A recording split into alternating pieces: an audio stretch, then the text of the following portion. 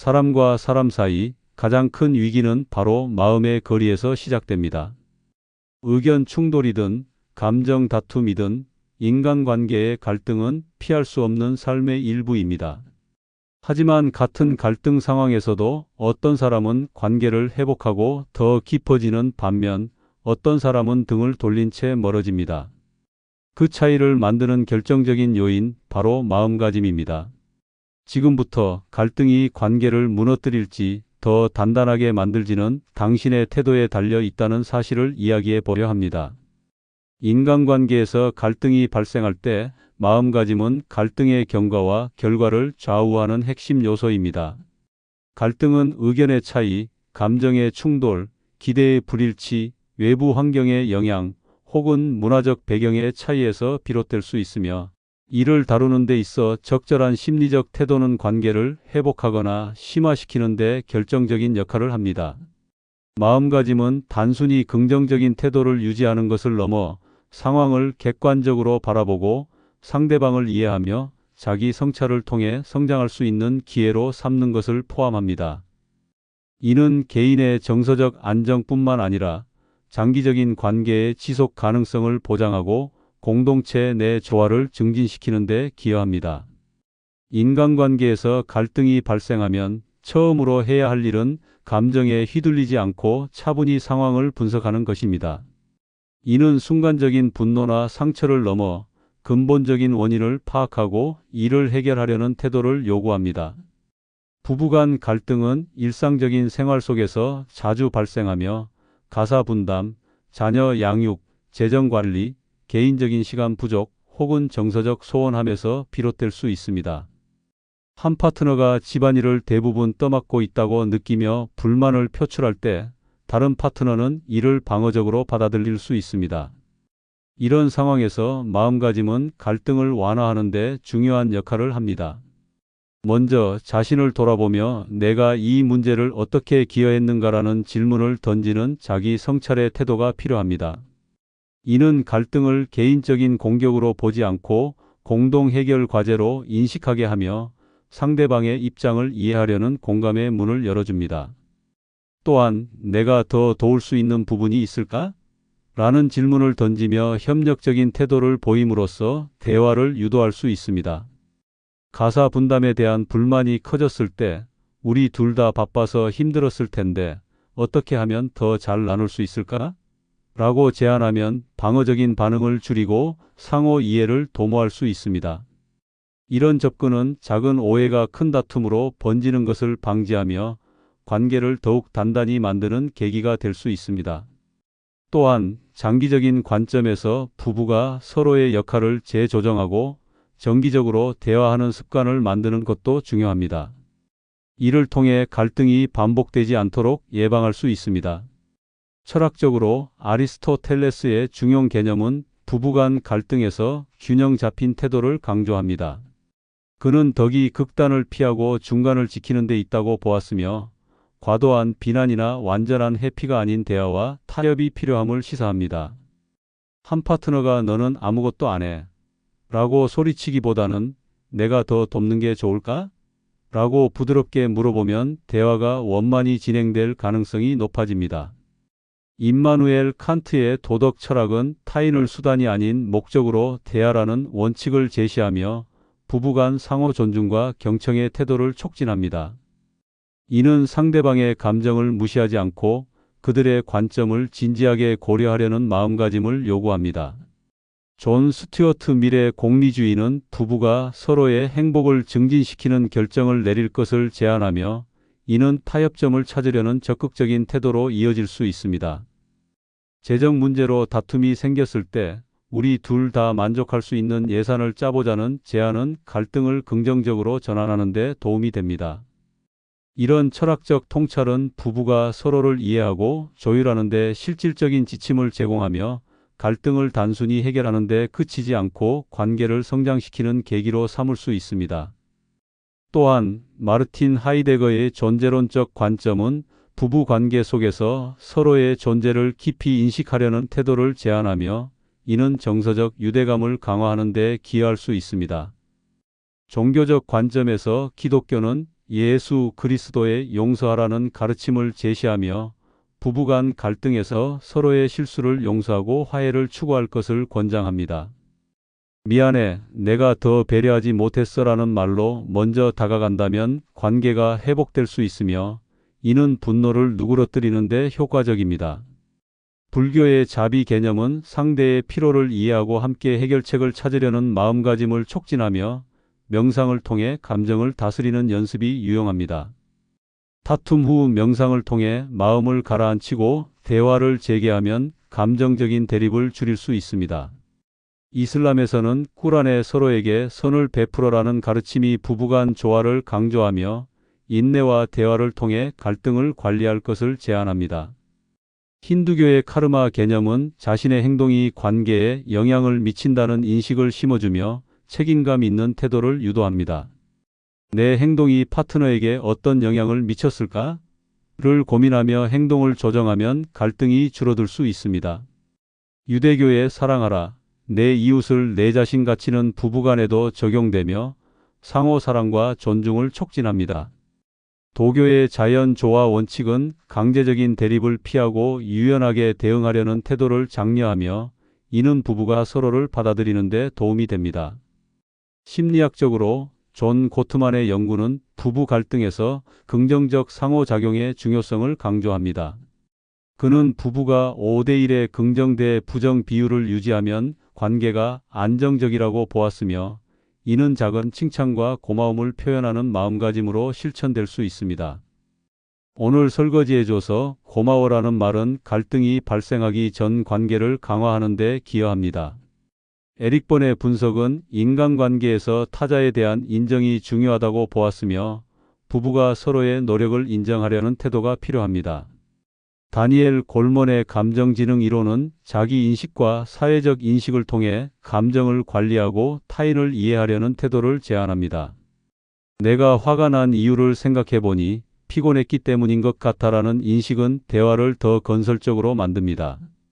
이런 심리학적 통찰은 부부가 갈등을 예방하거나 해결할 때 실질적인 도움을 줄 수 있으며 장기적인 관계 안정에 기여합니다.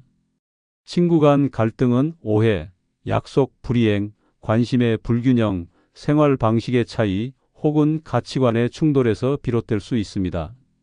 한 친구가 생일 파티에 초대받지 못했다고 느끼며 상처를 받을 수 있습니다. 이 상황에서 마음가짐은 오해를 바로잡고 관계를 유지하려는 의지를 반영해야 합니다. 감정적으로 반응하기보다는 왜 이런 일이 생겼을까? 라는 호기심을 갖는 것이 중요합니다. 이는 상대방을 비난하기보다는 상황을 이해하려는 태도로 이어지며 이후 직접 대화를 통해 감정을 솔직히 표현하고 상대의 의도를 확인하는 과정이 필요합니다. 파티에 초대받지 못한 점이 서운했어. 혹시 오해가 있었던 걸까? 라는 접근은 대화를 열어갈 수 있으며 상대방이 의도치 않았던 오해를 풀 기회를 제공합니다. 이런 태도는 관계를 유지하려는 의지를 보여주며 작은 오해가 큰 갈등으로 번지는 것을 막을 수 있습니다. 또한 친구 간 관계에서 신뢰를 회복하려면 꾸준한 소통과 서로의 변화를 인정하려는 태도가 필요합니다. 최근 바빠서 소원해졌던 것 같아 다시 가까워지고 싶어라는 제안은 관계를 복원하는 데 도움이 됩니다. 철학적으로 너 자신을 알라는 원칙은 친구 간 갈등에서 자기 성찰의 중요성을 보여줍니다. 자신이 왜 상처받았는지, 어떤 기대가 충족되지 않았는지 파악함으로써 대응이 더 건설적으로 변할 수 있습니다. 내가 너무 많은 기대를 한 건 아닌가? 라는 질문을 던져보며 자신의 태도를 조정할 수 있습니다. 마르틴 하이데거의 존재론적 관점은 관계 속에서 타인의 존재를 인정하려는 태도를 제안하며 이는 오해를 줄이는 데 기여합니다. 공리주의는 친구 관계에서 양측이 만족할 수 있는 해결책을 찾으려는 태도를 장려합니다. 앞으로 더 자주 소통하며 이런 오해를 피하고 싶어라는 제안은 관계를 강화할 수 있으며 이는 장기적인 우정을 보존하는 데 도움이 됩니다. 한나 아렌트의 다원성 수용은 친구 간 다양한 배경과 관점을 존중하려는 태도를 촉진하며 이는 갈등을 조정하는 데 유용합니다. 종교적 관점에서 유대교의 사랑하라, 내 이웃을 내 자신같이라는 가르침은 친구 간 갈등에서 상호 존중을 강조합니다. 친구가 의도치 않게 실수를 했다면 이를 용서하고 관계를 유지하려는 마음가짐이 필요합니다. 약속을 깜빡한 친구에게 괜찮아, 다음엔 꼭 같이 하자라며 긍정적인 태도를 보이면 갈등이 해소될 수 있습니다. 이슬람에서는 쿠란에 믿는 자들은 형제라는 구절을 통해 친구를 가족처럼 여기고 화해를 우선시할 것을 제안합니다. 불교의 중도는 극단적인 감정 표현을 피하고 평온한 대화를 촉진하며, 도교의 자연 조화 원칙은 강제적인 대립 대신 유연한 태도를 권장합니다. 기독교의 서로 사랑하라는 가르침은 친구 간 화합을 장려하며, 힌두교의 카르마는 자신의 행동이 관계에 미치는 영향을 인식하게 합니다. 이런 종교적 가르침은 친구 간 갈등을 초월하여 관계를 회복하는 데 실질적인 지침이 됩니다. 심리학적으로 에릭 번의 분석은 인간관계에서 타자에 대한 인정이 중요하다고 보았으며, 친구 간 갈등에서 상대의 입장을 인정하려는 태도가 필요합니다. 내 사정이 있었을 거야, 이해해라는 말은 상대를 편안하게 만들어 대화를 쉽게 만듭니다. 다니엘 골먼의 감정지능 이론은 자기 인식과 사회적 인식을 통해 감정을 관리하고 타인을 이해하려는 태도를 제안하며, 이는 갈등 해결에 유용합니다. 칼 로저스의 인본주의 심리학은 공감과 수용의 태도를 강조하며, 내 느낌을 이해하려고 노력할게라는 접근이 관계를 개선할 수 있습니다. 이런 심리학적 통찰은 친구 간 갈등을 다루는 데 실질적인 도움을 줄 수 있으며, 장기적인 우정을 유지하는 데 기여합니다. 직장 내 갈등은 업무 스타일의 차이, 인정 부족, 경쟁, 리더십 스타일의 불일치 혹은 조직 문화의 차이에서 비롯될 수 있습니다. 한 직원이 프로젝트 기여도가 인정받지 못했다고 느끼며 동료와 마찰을 빚을 수 있습니다. 이 상황에서 마음가짐은 갈등을 개인적 공격으로 보지 않고 팀의 성과를 위한 기회로 전환하려는 태도가 필요합니다. 자신의 기여를 객관적으로 평가하고 상대방의 입장도 고려하며 대화를 제안하는 것이 중요합니다. 내 기여가 충분히 반영되지 않은 것 같아서 아쉬운데 어떻게 하면 더 잘 협력할 수 있을까? 라는 접근은 방어적인 반응을 줄이며 팀워크를 강화하는 데 기여합니다. 또한 팀의 공동 목표를 상기하며 개인적 이익을 초월하려는 태도가 필요하며, 모두의 성공을 위해 함께 노력해보자는 마음가짐은 갈등을 줄이는 데 효과적입니다. 조직 내 갈등이 지속되면 생산성이 떨어질 수 있으므로 정기적인 피드백과 소통을 통해 문제를 예방하려는 태도도 중요합니다. 철학적으로 한나 아렌트의 다원성 수용 개념은 직장 내 갈등을 자연스러운 현상으로 받아들이고 이를 조정하는 리더십을 요구합니다. 플라톤의 이상적인 국가에서 철학자가 왕이 되어야 한다는 가르침은 합리적인 갈등 관리를 시사하며, 마르크스주의적 관점은 불평등을 줄이는 구조적 접근을 제안합니다. 니체의 힘의 의지는 개인이 자신의 가치를 주장하며 협력을 이끌어내는 데 동기를 부여합니다. 팀 회의에서 모두의 기여를 공정히 반영하자는 제안은 갈등을 해소할 수 있으며, 이는 조직의 조화를 도모합니다. 세네카의 스토아 철학은 감정 통제를 강조하며 직장 갈등에서 냉정함을 유지하는 데 유용합니다. 사르트르의 존재주의는 자유와 책임을 조화시키려는 태도를 제안하며, 내 선택이 팀에 어떻게 영향을 미칠까? 라는 고민이 필요합니다. 심리학적으로 다니엘 골먼의 감정지능 이론은 직장 갈등에서 자기 인식과 사회적 인식이 중요하다고 보았으며, 이를 통해 감정을 관리하고 타인을 이해하려는 태도가 필요합니다. 내 감정이 과하게 반응한 것 같아 다시 이야기하고 싶어라는 태도는 갈등을 조정하는 데 효과적입니다. 피아제의 인지발달 이론은 직원의 발달 수준을 고려한 태도를 제안하며, 각자의 성장 단계를 존중하며 협력하자는 접근이 유용합니다. 집단 역동 이론은 팀 내 상호작용의 중요성을 강조하며 함께 목표를 세우고 움직이자는 태도가 갈등을 줄입니다. 가족 간 갈등은 세대 차이, 기대의 불일치, 생활 습관의 차이, 가치관의 충돌, 혹은 가족 내 역할 분쟁에서 비롯될 수 있습니다. 부모가 자녀의 결혼관이나 직업 선택에 간섭하며 갈등이 생길 수 있습니다. 이 경우 마음가짐은 서로의 관점을 존중하려는 태도로 시작됩니다. 부모님의 걱정이 이해가 가지만 내 선택도 존중받고 싶다는 식의 접근은 대립을 줄이며 대화를 열어둡니다. 감정을 억누르기보다는 솔직히 표현하되 공격적인 태도를 피하는 균형이 중요하며 함께 논의하고 싶습니다. 라는 태도로 대화를 이끌어야 합니다. 부모님의 조언을 듣고 싶지만 제 인생도 고려하고 싶습니다. 라는 말은 서로의 입장을 조율할 수 있는 기회를 제공합니다. 가족 간 갈등은 감정적으로 깊이 연관되어 있으므로 시간을 갖고 차분히 대화하며 서로의 배경을 이해하려는 태도가 필요합니다. 심리학적으로 보울비의 애착 이론은 가족 간 갈등이 초기 애착 경험에서 비롯될 수 있다고 보았으며 이를 이해하려는 태도가 필요합니다. 부모님과 제가 서로 다른 방식으로 사랑을 표현하는 것 같다라는 인식은 대화를 깊게 만듭니다. 에드리언 부부의 가족 시스템 이론은 가족 내 상호작용의 패턴을 조정하려는 태도를 제안하며 우리 가족의 소통 방식을 바꿔보고 싶어라는 접근이 유용합니다.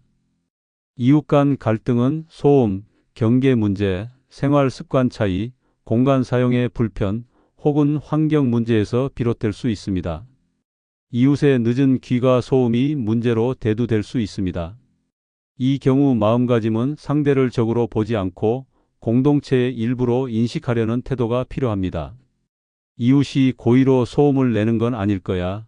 어떻게 하면 같이 해결할 수 있을까? 라는 생각은 대화를 위한 기반을 제공합니다. 친절히 상황을 설명하며 협력을 제안하는 것이 효과적입니다. 조용히 해달라는 부탁을 드릴게요. 이해해 주시면 감사하겠습니다. 라는 태도는 갈등을 줄이며 함께 쾌적한 환경을 만들고 싶습니다. 라는 제안은 관계를 개선할 수 있습니다. 이웃 간 갈등은 장기적으로 공동체 분위기를 좌우하므로 사전에 예방하려는 태도도 중요합니다. 가끔 소음이 생길 수 있으니 미리 양해를 구하고 싶어요. 라는 사전 대화는 갈등을 줄일 수 있습니다. 심리학적으로 사회적 학습 이론은 이웃 간 상호작용이 습관에서 비롯될 수 있다고 보았으며 상호 존중의 습관을 만들어 보자는 태도가 필요합니다.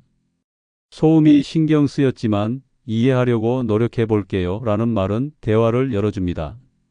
온라인 커뮤니티에서 갈등은 오해, 비판, 익명성, 정보의 왜곡 혹은 이념적 차이에서 비롯될 수 있습니다. 포럼에서 의견이 거세게 충돌할 수 있습니다.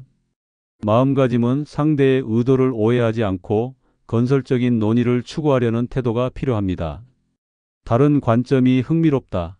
더 논의해 보고 싶다는 태도는 대립을 줄이며 감정이 상하지 않도록 조심하면서 이야기하고 싶어라는 제안은 대화를 유도합니다. 이는 온라인 공간에서 관계를 유지하려는 의지를 보여주며 익명성으로 인한 공격성을 줄이기 위한 배려가 필요합니다. 강한 의견이라도 존중하며 대화하고 싶습니다. 라는 태도는 대화를 풍요롭게 만듭니다. 심리학적으로 소셜미디어 연구는 익명성이 공격성을 키운다고 보았으며 익명성 뒤에 숨지 않고 진심으로 대화해 보자는 태도가 필요합니다. 의견 차이가 있지만 배워갈 수 있어라는 말은 대화를 풍요롭게 만듭니다. 사회적 비교 이론은 온라인에서 비교가 갈등을 키울 수 있다고 보았으며 각자의 장점을 인정하며 이야기하자는 접근이 유용합니다. 학교나 교육 환경에서의 갈등은 학생 간 경쟁, 교사와 학생 간 의견 차이, 학부모와 학교 간 불화 혹은 학습 스타일의 차이에서 비롯될 수 있습니다. 시험 성적에 대한 불만으로 학생 간 갈등이 생길 수 있습니다. 마음가짐은 경쟁을 개인적 적대감으로 보지 않고 서로를 돕는 기회로 전환하려는 태도가 필요합니다. 성적이 다르지만 같이 공부하면 더 잘할 수 있을까? 라는 제안은 협력을 유도하며 교사의 피드백을 받아들여 개선하고 싶어라는 태도는 갈등을 성장의 계기로 만듭니다. 학교 환경에서는 서로의 학습 속도와 관심사를 존중하려는 태도가 중요하며 다양한 학습 방법을 시도해 보자는 제안은 갈등을 줄일 수 있습니다. 심리학적으로 피아제의 인지발달 이론은 학생의 발달 수준을 이해하려는 태도를 제안합니다. 각자의 학습 속도를 존중하며 돕자는 접근이 유용합니다. 보울비의 애착 이론은 교사와 학생 간 관계에 영향을 미친다고 보았으며 안전한 학습 환경을 만들고 싶어라는 태도가 필요합니다. 마슬로의 욕구 계층 이론은 기본적인 존중 욕구를 충족하려는 태도를 강조합니다. 커뮤니티나 이익 집단 내 갈등은 목표의 차이, 리더십 분쟁, 자원 배분 문제 혹은 구성원 간 의사소통 부족에서 비롯될 수 있습니다. 지역 단체에서 예산 사용을 놓고 다툼이 생길 수 있습니다. 마음가짐은 공동의 이익을 우선시하며 모두를 위한 해결책을 찾고 싶어라는 태도가 필요합니다. 다양한 의견을 모아 최선의 결정을 내리자는 제안은 갈등을 줄이며 함께 목표를 재정의해보자는 접근은 공동체를 강화합니다. 이런 태도는 구성원 간 신뢰를 높이고 장기적인 협력을 도모하는 데 기여합니다. 심리학적으로 집단 역동 이론은 협력의 중요성을 시사합니다. 우리 모두의 의견을 반영한 계획을 세우자는 태도가 필요합니다. 사회적 정체성 이론은 집단 내 유대감을 강화하려는 태도를 제안하며 같은 목표를 가진 팀으로 나아가자는 접근이 유용합니다. 파트너십이나 비즈니스 관계에서의 갈등은 계약 조건, 이익 분배, 의사결정 권한 혹은 신뢰 부족에서 비롯될 수 있습니다. 사업 파트너 간 수익 분배로 다툼이 생길 수 있습니다. 마음가짐은 상호 이익을 중시하며 공정하게 나누는 방법을 찾고 싶어라는 태도가 필요합니다. 데이터를 기반으로 합의점을 찾아보자는 제안은 갈등을 줄이며 장기적인 협력을 위해 양보해보자는 접근은 관계를 유지합니다. 결론적으로 인간관계에서 갈등이 생길 때 마음가짐은 공감, 자기 성찰, 균형, 존중을 기반으로 해야 하며 이러한 마음가짐은 갈등을 관계를 강화하는 기회로 전환하며 개인과 공동체의 조화를 도모합니다. 도움이 되었다면 구독과 좋아요 부탁드립니다.